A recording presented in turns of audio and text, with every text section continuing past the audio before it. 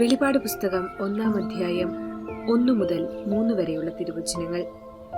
ആസന്ന ഭാവിയിൽ സംഭവിക്കാനിരിക്കുന്നവയെ തന്റെ ദാസന്മാർക്ക് വെളിപ്പെടുത്തുന്നതിനു വേണ്ടി ദൈവം യേശുക്രിസ്തുവിന് നൽകിയ വെളിപാട്.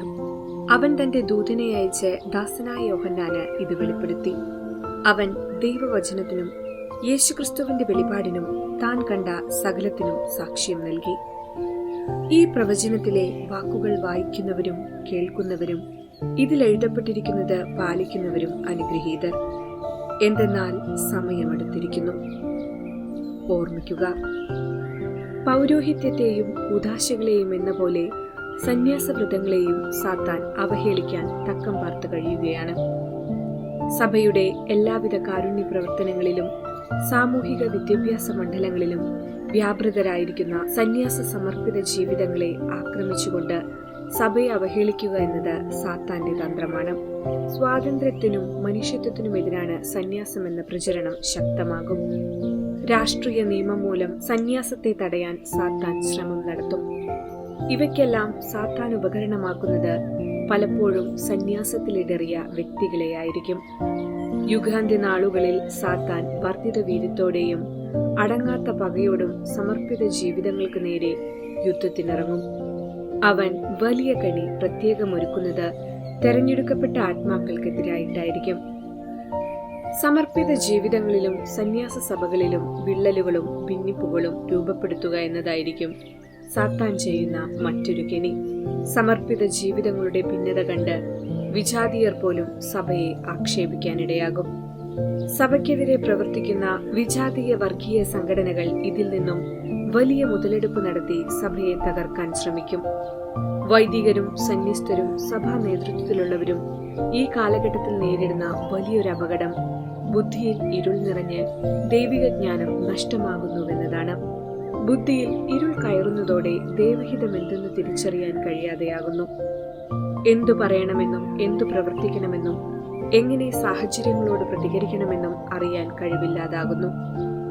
ദൈവം കാണുന്നതുപോലെ ജീവിത സംഭവങ്ങളെ വീക്ഷിച്ച് ദൈവജനത്തെ പ്രബോധിപ്പിക്കാനും വഴി നടത്താനും കഴിവില്ലാതാകുന്നു. ലോകത്തിന്റെ അറിവിന്റെ പിന്നാലെ പരക്കം പായുന്നു. കൂദാശകളുടെ പരികർമ്മം കേവലം ചടങ്ങായി മാറുന്നു. സെഹിയോൻ ഊട്ടുശാലയിൽ പരിശുദ്ധ അമ്മ പുത്രന്റെ ശിഷ്യഗണത്തെ ഒന്നിച്ചു ചേർത്ത് പ്രാർത്ഥിച്ചൊരുങ്ങി പരിശുദ്ധാത്മാവിനെ സ്വീകരിച്ചതുപോലെ നമുക്കും അമ്മയോട് ചേർന്ന് നിന്ന് നമ്മിൽ പരിശുദ്ധാത്മാവിന്റെ പ്രവർത്തനം ധാരാളമായി ഉണ്ടാകുവാനും അതുവഴി വരാനിരിക്കുന്ന പ്രതിസന്ധികളെ തരണം ചെയ്യുവാൻ വേണ്ട കൃപ എല്ലാവർക്കും ഉണ്ടാകട്ടെ എന്ന് പ്രാർത്ഥിക്കാം.